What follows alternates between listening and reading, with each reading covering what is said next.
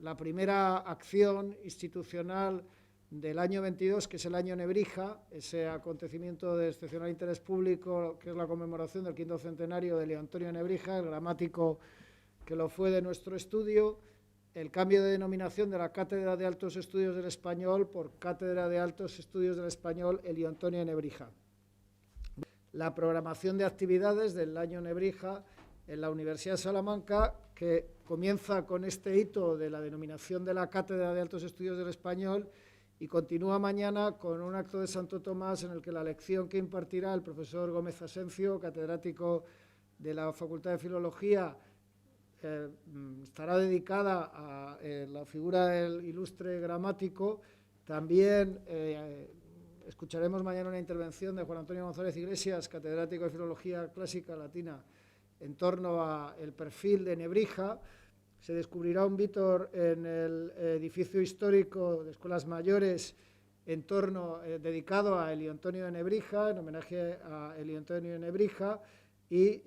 se dotará formalmente, con carácter honorífico, una cátedra de prima de gramática latina en homenaje a Antonio de Nebrija. También estamos programando dos grandes congresos en el mes de junio del 22,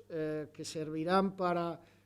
comenzar la programación de actividades en el que será entonces recién estrenado Centro Internacional del Español,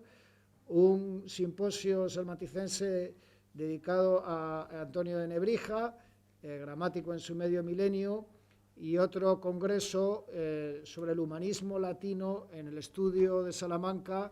Nebrija y Europa. Serán dos grandes congresos, encuentros científicos, que se sumarán a la programación cultural del año Nebrija, en la que coparticipamos con otras localidades e instituciones que también conmemoran la figura del gramático. El Ayuntamiento de su ciudad natal, cuyo alcalde nos visita mañana y participará en el acto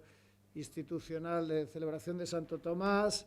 la Universidad de Alcalá, en fin, Mérida, otras localidades españolas. También se está programando una exposición en el aula Alfonso X, el sabio del edificio histórico, entre los meses de marzo y diciembre de este año, dedicada a Nebrija, y otra exposición en el Centro Internacional del Español entre el 9 de junio y el 30 de septiembre. También programamos el despliegue de algún itinerario cultural en colaboración con el Ayuntamiento de Salamanca en torno a la figura de Elio Antonio de Nebrija, y varias publicaciones en las que viene trabajando, ya están algunas bastante avanzadas, una nueva edición facsimilar de las introducciones latinas de 1481, el libro quinto de la gramática castellana,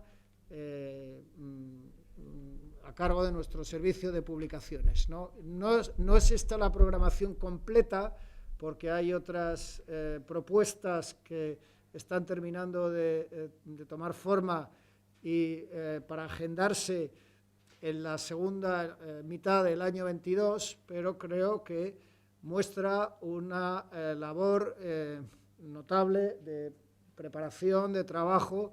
en el año que conmemora una de las figuras más ilustres del estudio y de la lengua y cultura española, que es Elio Antonio de Nebrija. Reivindicar Nebrija es reivindicar el humanismo, reivindicar un pensamiento avanzado, reivindicar cómo en Salamanca en el siglo XVI había todo un conjunto de intelectuales que defendieron,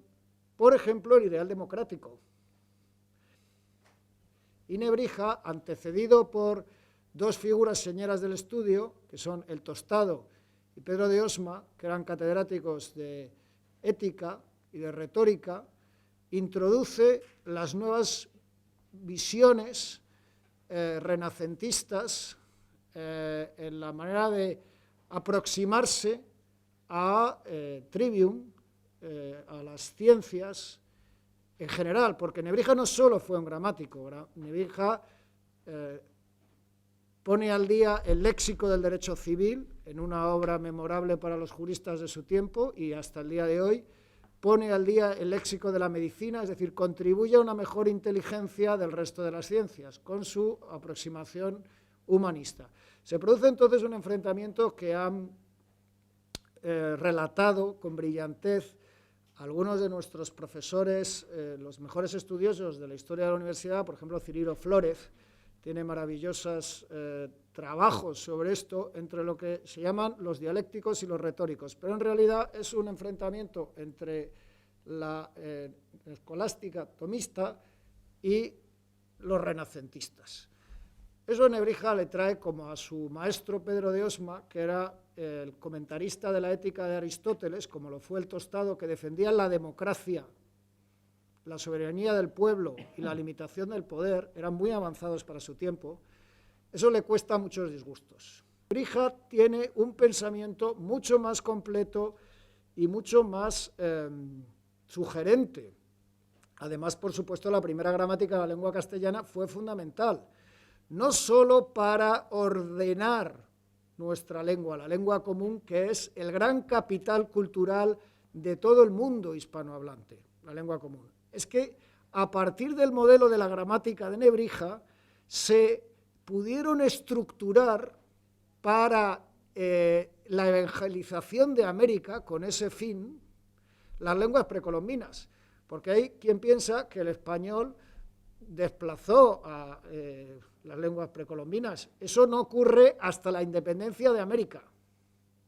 Es decir, los que desplazan las lenguas precolombinas son los criollos que independizan las repúblicas americanas, imponen el español como lengua hegemónica, porque los españoles entre el 16 y el 19, y fundamentalmente los religiosos, no tenían ningún interés en desplazar las lenguas precolombinas. Su interés era evangelizar. Eso está perfectamente estudiado, lo que pasa es que la historia se olvida o se desconoce, sobre todo por parte de esos responsables políticos americanos que dicen que nosotros hicimos esto o lo otro, que no, que lo hicieron ellos. Quienes españolizaron lingüísticamente a los indios fueron los próceres de la independencia americana, no los españoles, ni en el siglo XVI ni en el XVII. La gramática de Nebrija sirvió para estructurar las gramáticas del quechua, del aymara, del chibcha, que eran las lenguas precolombinas.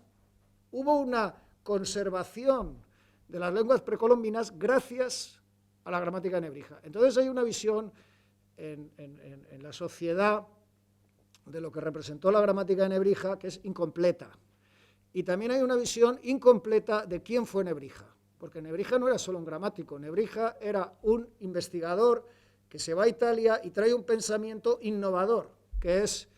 hay que cuestionar la escolástica, hay que reivindicar el pensamiento clásico desde un conocimiento filológico completo del pensamiento clásico y sobre todo hay que hacer que la sociedad progrese. Y como todos los innovadores de su tiempo, como le pasó a Fray Luis de León y a Unamuno y a Santa Teresa, se encontró con muchas resistencias.